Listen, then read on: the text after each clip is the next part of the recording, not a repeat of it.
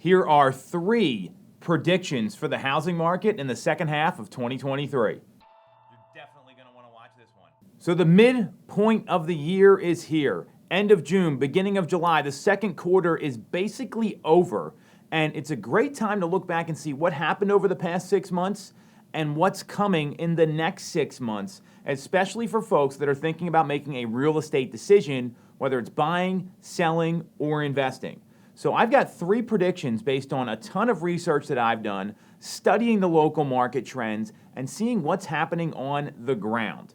So what we saw the first half of the year is prices continue to go up despite a lot of people calling for them to come down. We saw mortgage rates come up and be very volatile the first half of the year.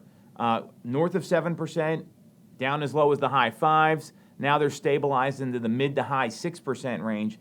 And we saw supply start to shrink in terms of number of homes available, but the month supply of inventory has gotten bigger because there's less homes selling in 2023. So that's your first half synopsis. Here's what I see happening in the second half. I'm going to give you 3 predictions. 1, prices will continue to rise until inventory comes up to a substantial level. The demand is too great for prices to go down. This is Econ 101. You got supply and you got demand. Supply's low, demand's high, prices go up.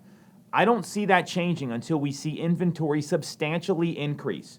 Right now in the greater Philadelphia area, in the city of Philadelphia, we've got a little bit north of a 2-month supply of homes on the market. And in the suburban counties, we're right around a 1-month supply of the market at the end of June. So until that comes up dramatically, I'm talking 4, 5, 6 months supply, prices are not going anywhere anytime soon. That's prediction number 1.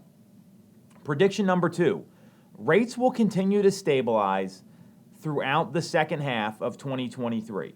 We've seen the Fed finally stop raising the key interest rate, although there are 2 more predicted rate hikes coming from the Federal Reserve later this year. We've seen rates have finally stabilized.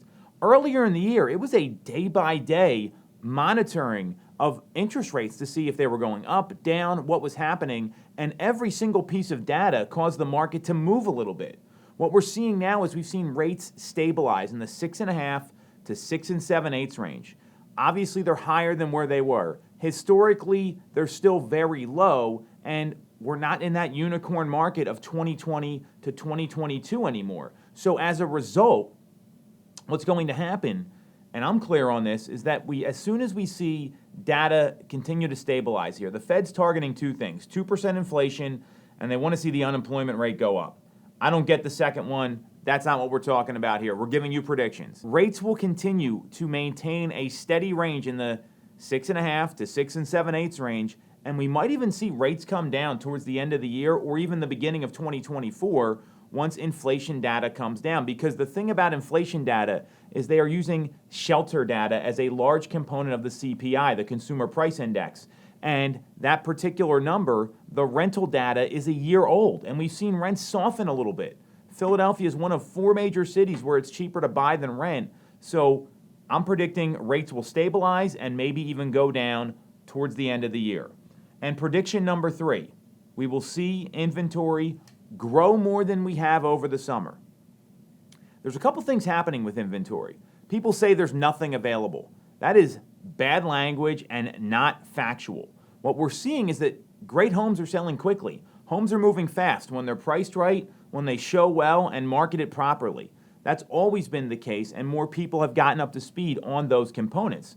What we're also seeing is that there are less homes that are selling this year. The market's down. There's no question in terms of number of transactions.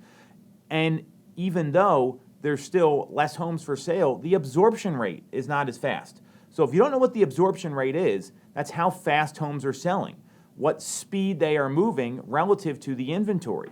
And we've seen the month supply of inventory grow 15 to 30%, depending on where you are. It's been 15 to 17% in Chester, Delaware, Montgomery counties, over 30% in the city of Philadelphia through the end of May. So we're seeing inventory grow. There's more choices out there, and the homes that aren't priced right, aren't marketed correctly, and don't show well aren't selling as quickly. And Philadelphia is a very different market than what we're seeing in the suburbs. So you've really got to understand the local trends. So I see inventory and length of time on the market increasing.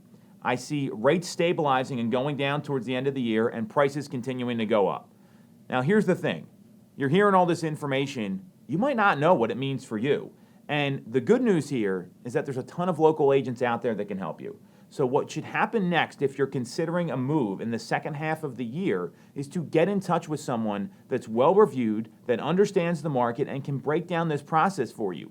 The lending process, the sales process, the purchase process, your goals, and what's happening in the market. Those are the components that the knowledge brokers out there that are really helping people understand. And that's what you should be asking when you talk to potential agents to interview them for the job of helping you buy a home or for the job of selling your home.